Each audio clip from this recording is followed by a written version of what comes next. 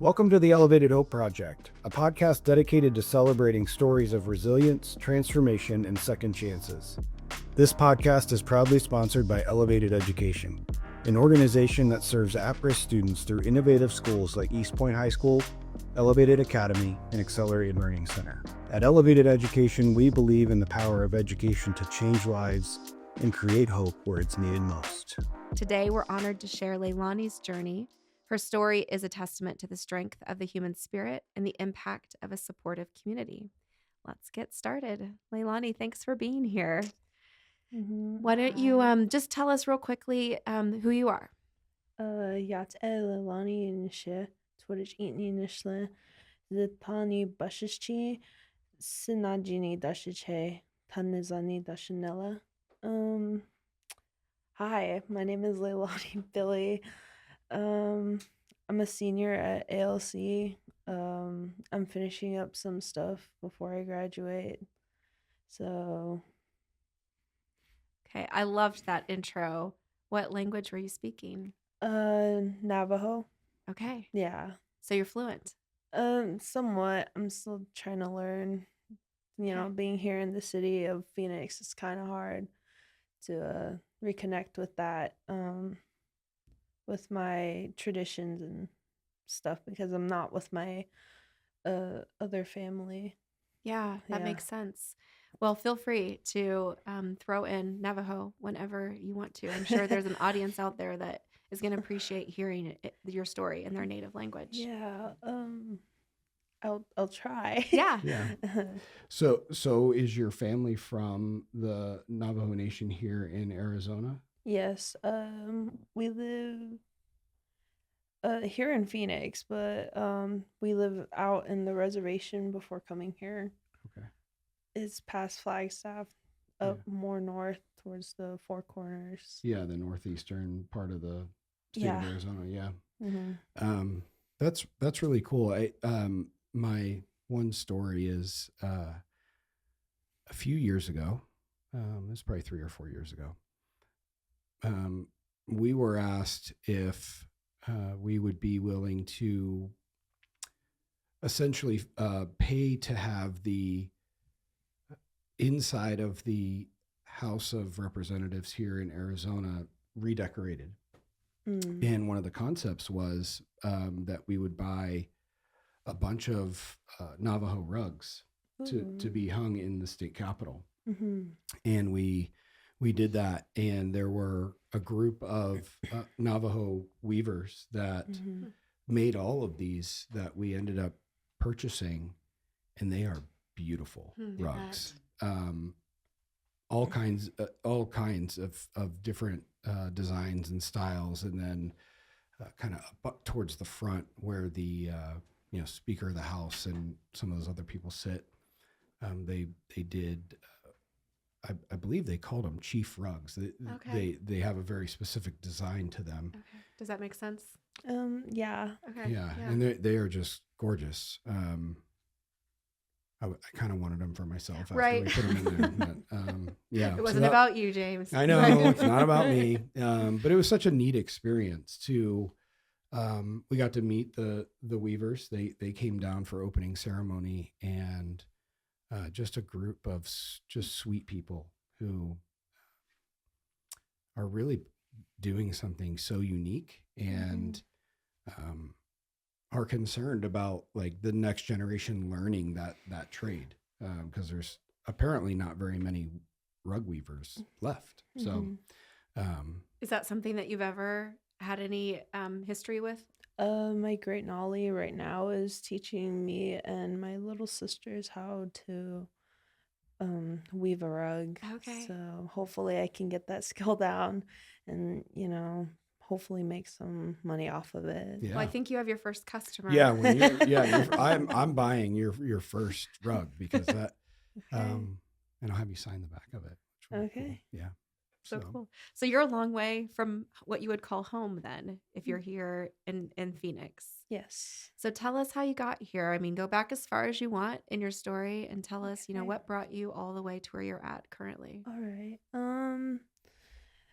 When I was around I would say halfway through 6th grade, like straight out of elementary school, I moved down to Phoenix with my mom and dad and my little siblings after, just having the opportunity to come down here with my mom's work. So she brought us down here. Um, and I started school out here. And, school for me in general is kind of tough because the academics out there on the reservation is not what teachers and, you know, teachers and the main enrollment people call sufficient. I was far behind on my reading, my math, and it really did take a toll on my learning here because it was such a fast moving pace that, I struggled. But once I got it, a little under leeway, I then started to progress in my grades, and I was back up to where I was in on the reservation. You were back up to the same grade level that you had left? Because yeah, I used to excel in all my classes on the reservation, and yeah, I finished middle school with really high grades, and yeah. Okay, very good. So you were kind of on a pretty steady projection of progress at that point by the time you finished middle school. Yeah. Okay. And then did you start high school at Accelerated Learning Center? No, I started at the high school near my old apartment. It was Cortez High at the time, and I went there for, I believe, my freshman and sophomore before COVID happened, and I had to be, taken out and participate in the online programs at the time. How'd that go for you? I'm not very technologically, inclined with doing that. So my grades did slowly dwindle, going lower. And I did have some loss in my family around the same time with my mom's dad, my grandpa, passing away due to COVID complications because he was a medicine man. So he would go and travel to do ceremonies for people. And he unfortunately caught it, and we lost him. So it was, I'm so sorry. Yeah, my mental state dropped. I stopped going to my classes, and eventually I just couldn't go there no more. Like they wouldn't re-enroll me there, essentially. Did your grandfather live down here in Phoenix, or he still lived up north? He still lived on the reservation. He did make his time to come out here for work, and then to like come and see us one. Yeah. So you two were close. Yeah, we were close. Yeah. Okay. Really close. That's hard. Yeah, it is hard. Sure. Do you remember when you basically paused, right? It sounds like you paused from high school. You were out, whether by choice or not. Do you remember where you were at academically? Like how many credits did you have? Do you have a recollection of that? Academically, I think I only had 7 credits, like from my freshman and halfway through sophomore. I believe that they withheld my transcript from Cortez moving on here, so I only had like 3 to 4 credits, like that ALC even found from my online transcripts. Okay. Because following me leaving Cortez, I had to go through online schooling, but I did suffer more loss with my father unfortunately passing the beginning of 2021, and then my grandmother passing at the end of, October. Wow, that is a lot of loss. Yeah. It is. Yeah. So you're trying to juggle that and feeling probably a little behind in high Yeah, school. on schoolwork, yeah. So when did a switch flip for you? A switch flipped when my mom, she showed me a program that one of her coworkers showed her, and it was a pamphlet for ALC, Accelerated Learning Center, and I said, why not? Like, let's give it a try, because it was an in-school learning, and I don't do well on computers, so I was like, okay, let's give this a try. Did you settle into that right away, or did it take some time to, I guess, like learn to be a student again and be sitting in a classroom and absorbing information and all that?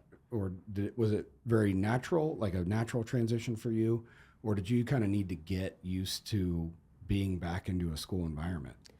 It was a very hard struggle for me, not having to be in that environment for so long, because I was out of school for 2 years before I came to ALC. It was definitely hard, like, being out for so long, you don't want to be confined in a room with a bunch of other kids your age and not being able to have the freedom to do whatever you want, because you're moving from not doing anything at all to learning in a classroom again. So it was definitely a struggle for me. It took a while until I started getting into the motion of things and to where I'm at right now.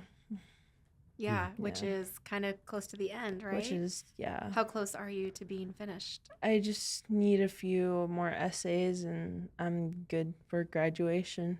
That's awesome. Yeah. Congratulations on that. I know, like, we just talked about it in a matter of maybe 1 minute, right? But it's probably been a lot of hard work. Yeah. And a lot of struggles to get through. How long have you been there? How many years? ALC, I've been here for, I believe, 2 years. 2 years. Okay. Yeah. Yeah.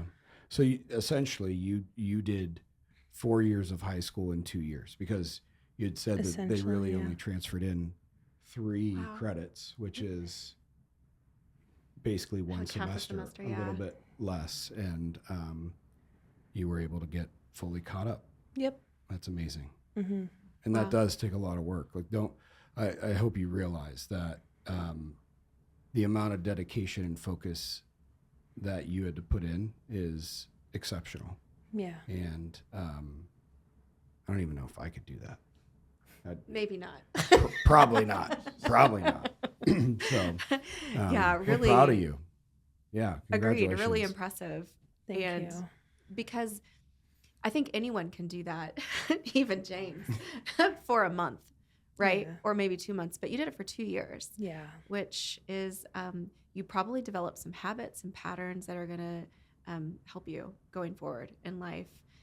But let's not assume. Tell us about the last couple of years while you're at ALC. Describe your experience, some of the ups and downs. Okay. My last year at ALC was definitely a little bit hard.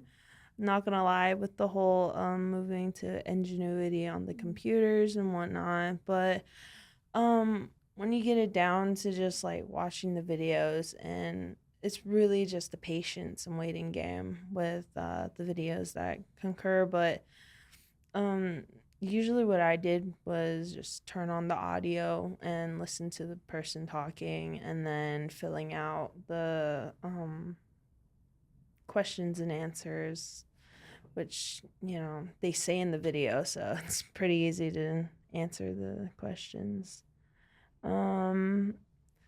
The only downside probably was me having to I would say that's probably the only downside, was just switching from a paper only to online and whatnot on the computer. So what were some of the positive experiences that you had? The multiple friends I had along the way. I've had so many friends. You meet such delightful people like Oliver, and just the classroom and the surroundings. You can definitely have a sense of calm and comfort there in those classrooms. Great. Yeah. And any teachers specifically, did you connect specifically with any of the adults on campus? I want to say Miss Nitschke. Okay. She was definitely someone that I connected to over books and listening to the same band. She was one of the, English teachers that I really loved because she took her time. She comes over, asks you questions if you need help, and she will help you. So I do thank her for taking the time and patience with me and my horrible dyslexia. Is that right? Have you known that for a long time? I do struggle with reading. It has been in trouble, having letters flipped over and switching and whatnot while you're trying to read along. Mm-hmm. It was a struggle. And, with her patience and understanding of my difficulties with reading, she helped me. Yeah, that's super cool. Yeah. That's great. Yeah, I don't know. Like, it sounds like we need to have Miss Nitschke on soon. Yeah. She's getting name dropped all over the place. That's right. Yeah. Find those common themes and go after them. Yeah. So you're nearing the finish line with high school. Mm-hmm. What are your plans next? My plans are hopefully to get into trade school. Mm-hmm. Yeah. I'm really looking forward to becoming a mechanic or an electrician, a pipe layer, just something that can help a lot and just like things to know in case if I need to like help with construction work back on the reservation with my family. Okay, that's very cool. Do you have some experience in the things you just listed, the trades? Mechanics with my dad. He was he knew a lot of things. I did learn some carpentry and some minor electrical things from him. My grandparents, my grandfathers were pipe layers, a lot more into the construction side of the job. Okay, very cool.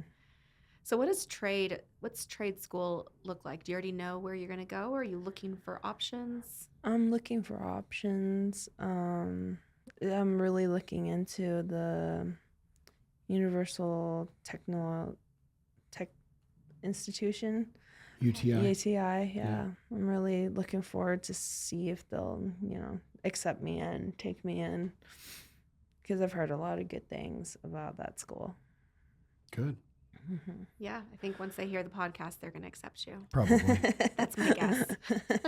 Yeah, that makes a lot of sense to me. Yeah, and those career paths, that they can provide a really good life for people. And I think unfairly get overlooked as real viable options for Absolutely. students coming out of high school that, you can put in, depending on how long the program is, a year, 2 years, whatever it is, and come out making a really good living that you can support a family off of. I think the tide is shifting and people are becoming more aware of that, which is a good thing, right? That going to a traditional 4-year school isn't for everybody. And, if you like working with your hands and have a passion for, being an electrician or a plumber or a mechanic, there's options to just go and do that and do it quickly. So that's really smart. Yeah. Great path, great route to take. For sure. Yeah.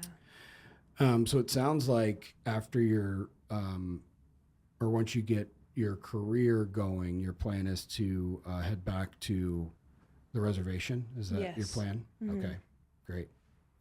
Um, any particular reason why that's your desire? My great Nolly, she is getting older. I want to learn some more things from her before she inevitably passes away, you know. Yeah. It's a really big part of my culture that we respect and honor our elders through what they teach us. Yeah. Um, and that's a really big thing I want to learn from her is all of our old traditions, our um like skills we used to know back then. Like we've rug making, like robe weaving, and yeah, so hopefully I get to spend some time with her really and get to know them. Yeah. And you'll probably be bringing something with you too, back up to the reservation. So, of the lessons that you've learned over the past few years, what are some of those that you hope to share with your community? um I think a big one is not to let anyone dictate your life, because there is a lot of drugs and alcohol problem out there. It's really big issue now, and it's kind of integrated into my, when I was small, and uh, you want to do what other people are doing. You want to be around the cool people, and if it's just around long enough in your life, you want to give it a try. But I'd say don't do it. Yeah. Because it's not worth it. There are many things that you can be doing other than that, and I say go do those other things rather than, spend your time doing the bad. Yeah, I think that's a really good point that when something becomes so prevalent in a culture, it gets normalized as, um, this is just what we do. Or, this is totally fine to participate in drinking or drugs or, whatever it is. I think that's a really important realization in as you're growing up and starting your own life is just because something's around you doesn't mean it's normal and healthy and ultimately going to serve you to get you to where you want to be. So I think that that's really a profound thing to have learned already at this point in your life. So I think it's good. Yeah, absolutely. That's a great lesson to take anywhere, to any community. Yes. Honestly, I do think what James was saying is correct. We start to accept the culture around us instead of thinking for yourself and making your own decisions. Has that come naturally to you? Yes. In fact, I do have family members that have fallen into, the drug use, the alcoholism, and it was really hard for me to see that happen to them. And one thing was for sure that I wasn't gonna let that, take over my life. And, I do try to help them still by reminding them, like, this is just a hard time now. You shouldn't rely on those things. And you should definitely go get some help and help yourself, really. Yeah. Because no one's going to do it other than yourself. And you really need to push for yourself to get better. Yeah. Yeah. And you're right. I mean, ultimately, it is each individual's decision, and yet we also talk so much about community and how important that is. And I don't know that we've really dove into that with you yet, but clearly you have a community of family that you've already mentioned. But how else would you describe the community that's just supported you through your life so far? The community that supported me was mostly my family.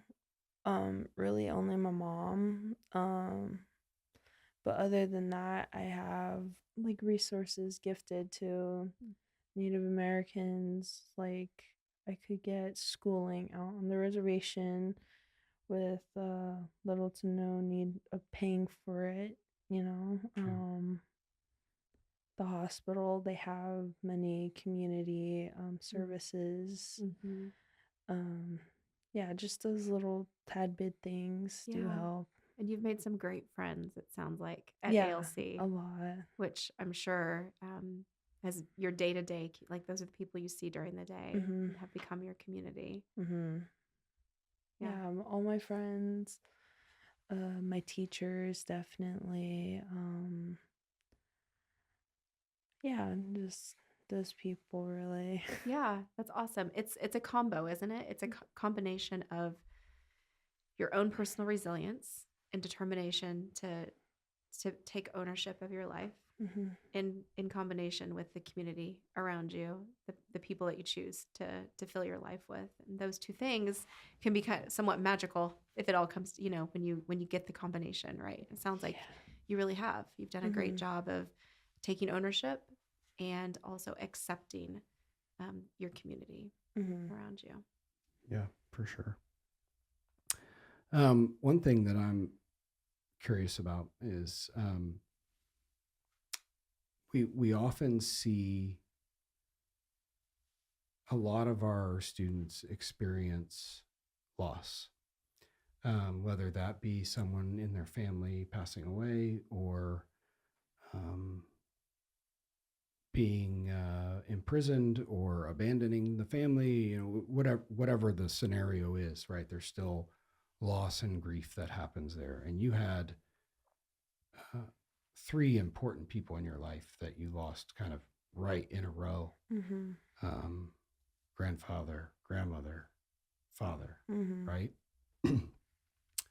To overcome that and not allow it to just completely take you out takes a tremendous amount of resilience and grit. What advice would you have for other students that we have that may be facing the loss of a loved one,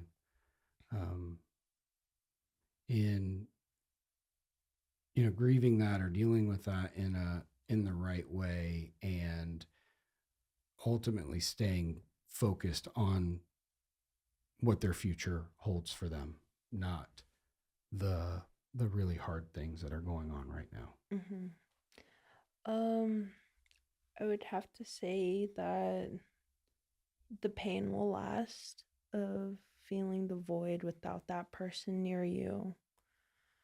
But in, my tradition and whatnot, they're still there. They're still beside you. And they're always wishing you the best to your ability. So it's good to keep your mind positive and clear.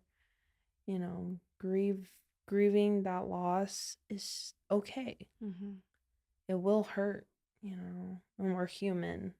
It's not like we can just see that loss and be like, oh, like, I guess that happened. No, it took me a while for me to come to the realization that I need to keep going, even if they aren't here beside me. So I strive for that every day. I think, what would they want for me? And I know they want me to succeed. So I definitely push myself forward to succeed for them, to succeed for myself, and yeah, just keep on going. Yeah. And I think that's so incredibly important. When we're structuring our programs, we're obviously taking, an education first approach. That's what we're paid to do. But also supporting students in, physical and emotional needs as well. Whether it be connecting them with resources that they need, or being a mentor to help them emotionally navigate their life. The one thing we don't do and can't do because of the nature of our publicly funded schools is really what you touched on, which is more of the spiritual health and connection. And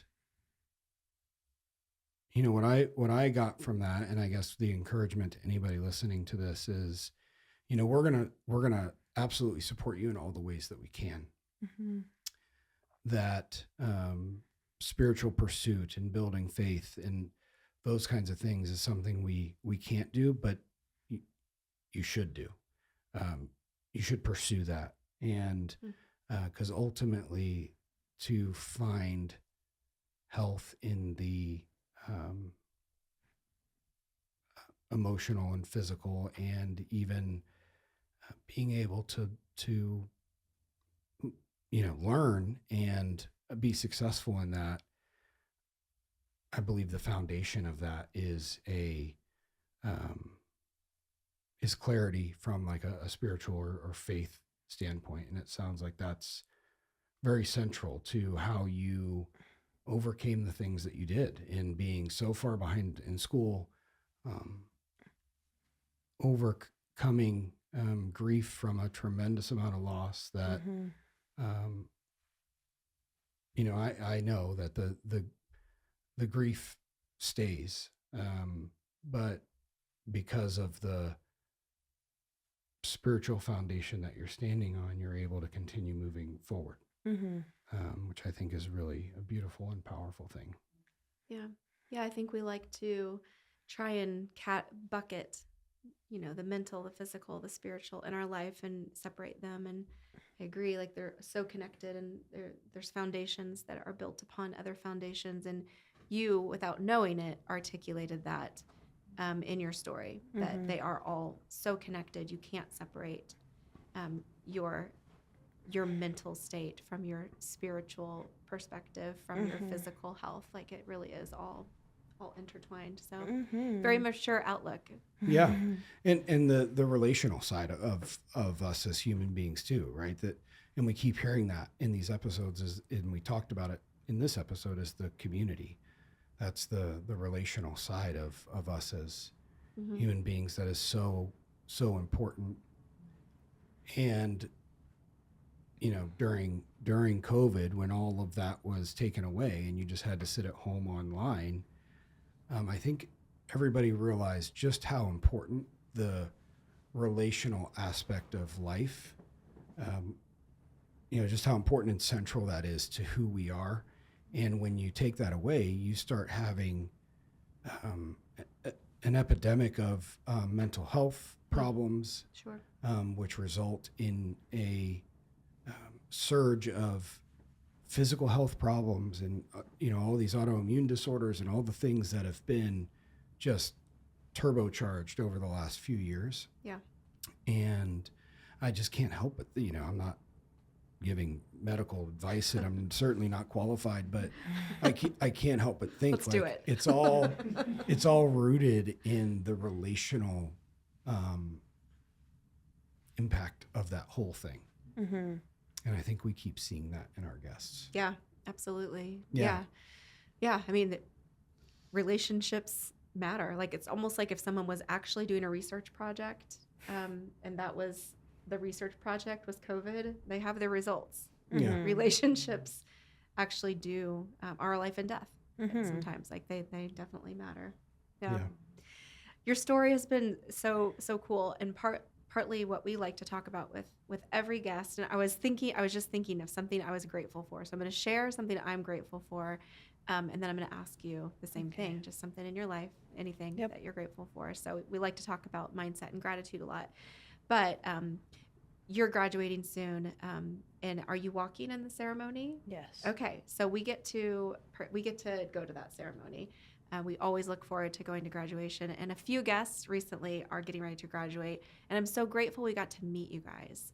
We don't get to do that very often, just sit down and talk with students and hear their stories right before they walk across the stage and graduate. So really grateful to hear your story and then go see you finish it to completion. Yeah. So back at you. What's something that you're grateful for? I am grateful for the opportunities I have to help me fulfill my academic, whatnot, so that I can graduate. I'm also grateful for the teachers that put in their time and effort to help me through my struggles academically so that I can finish and graduate happily now and move on with my life to succeed greater things. I also feel grateful for my parents. My mom really is a big one. She pushed me to come to the school to finish, and now I'm going to honor that, strive she had for me. Yeah, I'm sure she appreciates that. Yeah. I'm so proud of you. Yeah, that's amazing. By the way, I love your name, Leilani. Mm-hmm. Does that mean something specific in the Navajo language, or? Not specifically in the Navajo language, but in it does mean heavenly child, heavenly born child. Mm-hmm. It was given to me by my mom, and it does follow a family name because I had aunts, Kehalani, Lehanani, and just to have, Leilani, like that connection to my aunts that are not here today is just something I'm grateful for. Yeah, that's special. Mm-hmm. Well, before we close out, I just want to say we are so proud of you and the work that you've put in, and honored to have met you today and hear your story. Mm-hmm. There is no doubt that you can accomplish whatever you put your mind to, and just know that we're always here for you if you need help, or you just need someone to talk to or help write a resume. We are always a home that you can come to support you as you move into adulthood and start building your life. Yes. And pursuing your goals and your dreams. So just know that. And, I think that the part of your story where you want to stay connected to your heritage and traditions, and eventually return to the reservation to help and contribute and impart your wisdom on others. I think that is a really beautiful thing too. And hope you do that. I'm sure you will. Yep. So yeah, it has been an honor to have you. Make sure and reach back out to Mr. Kabler and the staff at ALC regularly and let them know how you're doing and what you're doing. I know that fills their cup to hear how students are doing, and then they get to tell us as well. Yeah. So yeah, thank you for coming. It has been such an honor to hear your story. Yeah. Thank you, guys. Leilani's journey shows us what's possible when determination meets opportunity. It highlights the mission of Accelerated Learning Center to serve as a bridge to hope and success for high school students through schools like Accelerated Learning Center. Thank you, Leilani, for sharing your inspiring story with us today. And thank you to our listeners for joining the Elevated Hope Project, where we celebrate stories that remind us all that with support, hope, and perseverance, transformation is always possible. See you next time.